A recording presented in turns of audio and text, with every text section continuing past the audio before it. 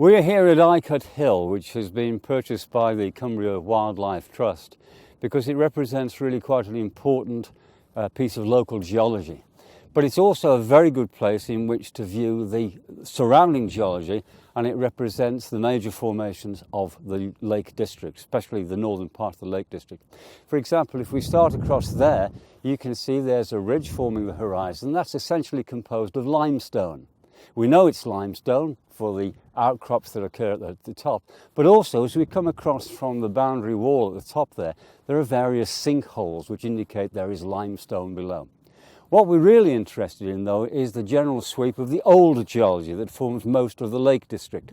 And if we start by looking across to the north there, we take in Carrick Fell, and then the fells of the Corbeck Fells, mainly underlain by the so-called Skiddaw group, essentially slates, black slates.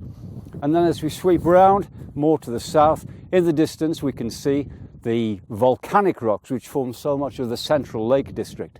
And finally, as we sweep round further and come round towards the south and towards the east, the two rounded hills that you see as I'm pointing there, Great Melfell with the trees on, and its sister Little Melfell, they are of a completely different rock, but all of this plays a part in the wonderful history of the Lake District geology development. Where we are at the moment, however, we're on a set of rather unique volcanic rocks, and the Eycott Hill complex is composed of a series of lava flows which stretch out between here and the summit that you can see just across there where I'm pointing, and then beyond that, about 20 separate lava flows altogether. And we'll say more about how those lava flows have formed as we go across and see them from a different vantage point. We're now at the summit of Eycott Hill, just behind us here. And it's Eycott Hill that is the name of this whole conservation reserve that we see in this area here.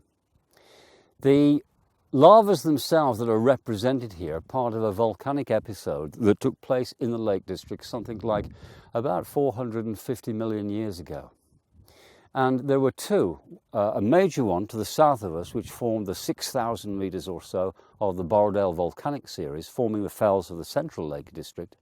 But here to the north, there was another volcanic eruption taking place over quite a large area. And lava flows were produced up to about 2,500 metres in thickness, and they're the ones that form the Eycott volcanic series. And they're rather unique because if we look this way, you can see the individual lava flows represented by these little escarpments, this set of ridges, a sort of a stepped topography that slopes away from us.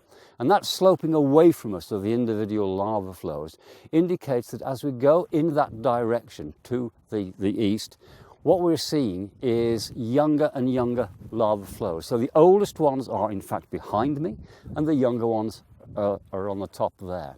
About 20 altogether. And we believe that the lava flows themselves were erupted from fissures and flowed out as a rather liquid material spreading as thin sheets over really quite a large area. The sort of thing that takes place in Hawaii today or in Iceland today, and not forming the steeply sided cones that so many people think of as a typical volcano. That was likely to have been the case in the Lake District where things were much more explosive, but we believe these were much more fluid. And this is a typical piece of the sort of lava that you get here. It's not particularly interesting in itself to an observer. It's black, it's extremely fine-grained, and there's really nothing much in it that you can see. But there is one particular lava flow here at Eycott Hill that is really worth seeing for its unique features. And that's to be found down at the bottom of this slope. And so to see that, we're going to have to go down there and see what that involves. Well, what we've done here is we've come over the top of Eycott Hill and then down to what is almost at the bottom of the pile of lava flows. And I mentioned that there were 20 or so altogether.